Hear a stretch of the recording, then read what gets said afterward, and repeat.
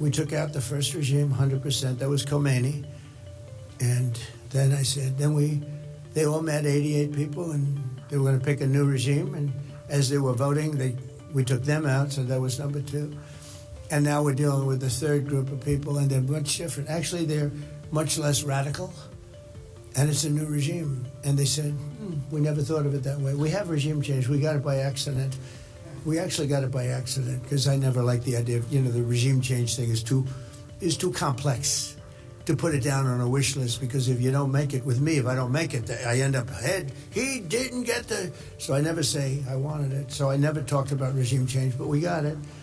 But we've done an amazing thing over there, and tonight I'm making a little speech at 9 o'clock, and basically I'm gonna tell everybody how great I am. What a great job I've done. What a phenomenal job. What a phenomenal job I've done.